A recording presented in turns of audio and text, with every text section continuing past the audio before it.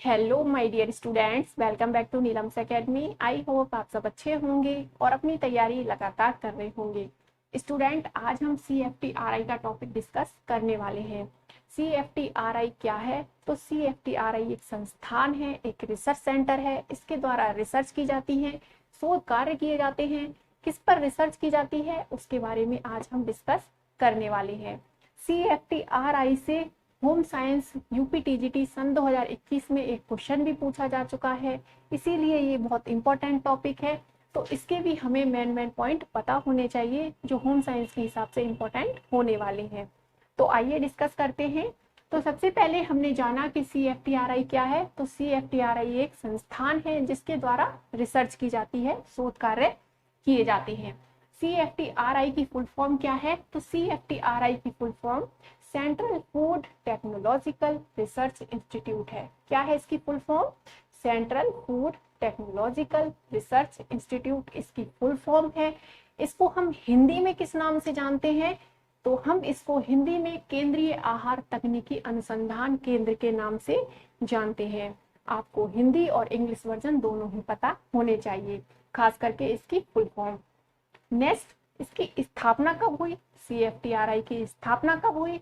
तो इसकी स्थापना हुई 21 अक्टूबर 1950 में। कब हुई इसकी स्थापना?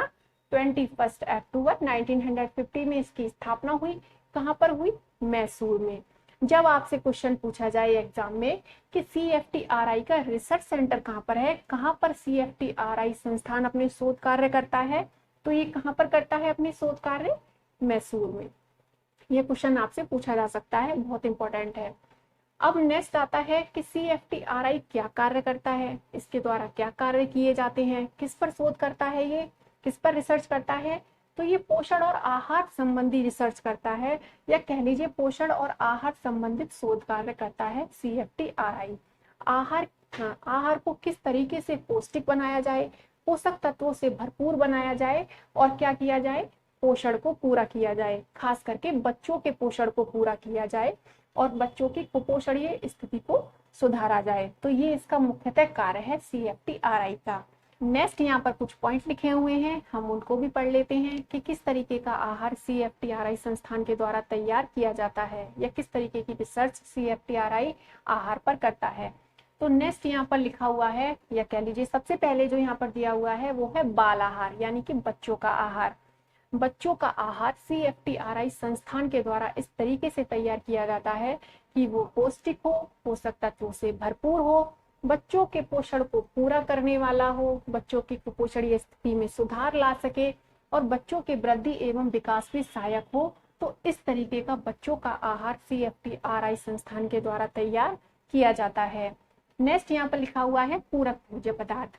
पूरक भोज्य पदार्थों का मतलब है कि दो भोज्य पदार्थों को मिलाकर के या तीन भोज्य पदार्थों को मिलाकर के एक ऐसा नया आहार तैयार करना जो पौष्टिक हो, पोषक तत्वों से भरपूर हो, पोषण को पूरा करने वाला हो। तो इस तरीके के आहार को हम पूरक भोज्य पदार्थ कहते हैं।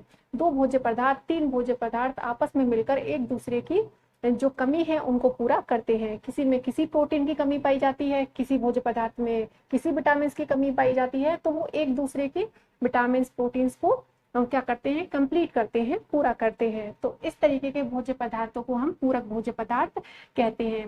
पूरक भोज्य पदार्थ CFTRI संस्थान के द्वारा तैयार किया जाता है। नेक्स्ट यहाँ पर दिया हुआ है उत्तम प्रोटीन युक्त आहार। एक ऐसा आहार तैयार करना जिसमें भरपूर क्या हो? प्रोटीन हो, जो बच्चों के वृद्धि एवं विकास में सहायक हो सके। इस तरीके का आहार CFTRI संस्थान के द्वारा तैयार किया जाता है। शिशु दुग्ध आहार, जो बच्चे स्तनपान छोड़ चुके हैं, माँ का दूध नहीं पीते हैं, तो ऐसे बच्चों के लिए भी एक अच्छा प्रोटीन युक्त आहार बनाता है कौन? CFTRI। नेक्स्ट यहाँ पर लिखा हुआ है भोज्य संरक्षण विधियां।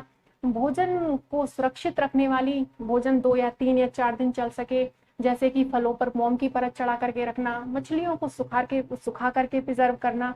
तो इस तरीके की भोज्य संरक्षण विधियों का आविष्कार भी CFTRI संस्थान के द्वारा किया जा रहा है।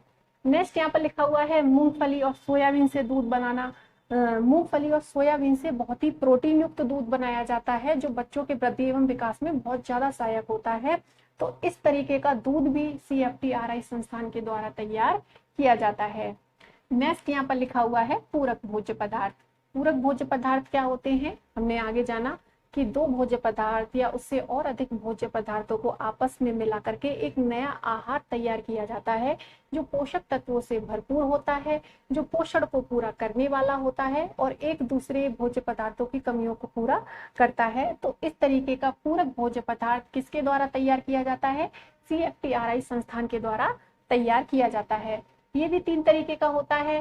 पहला होता है पाल आहार, दूसरा है बहुउद्देशीय आटा, तीसरा है माल्ट भोज्य पदार्थ। बहुउद्देशीय आटा मतलब मल्टीपर्पज फूड। इस तरीके का आटा जो बहुत सारे उद्देश्यों को पूरा करता हो। इसमें पहला दिया गया है सादा आटा, दूसरा है मसालेदार आटा। बहुउद्देशीय आटा भी 2 तरीके का होता है। इसमें पहला दिया गया है सादा आटा और दूसरा है मसालेदार आटा। सादे आटे से ज्यादातर, जैसे कि बेसन का आटा हो गया, मैदा हो गई, हमारे घर का नॉर्मली आटा हो गया, तो इस तरीके के आटे से ज्यादातर हम क्या बनाते हैं, मिठाइयाँ बनाते हैं, तरीके तरीके के व्यंजन बनाते हैं। जो मसालेदार आटा है उससे हम ज्यादातर क्या बनाते हैं, नमकीन बनाते हैं। तो 2 तरीके का आटा होता है, सादा आटा, मसालेदार आटा। सादे आटे से हम बहुत बहुत तरीके के पदार्थ बना सकते हैं। नॉर्मली जो हमारे घर का आटा है उससे हम मालपुए बना सकते हैं। बेसन के आटे से हम बहुत तरीके की मिठाइयाँ बना सकते हैं और मैदा है उससे भी हम बहुत तरीके के पदार्थ बना सकते हैं, व्यंजन बना सकते हैं।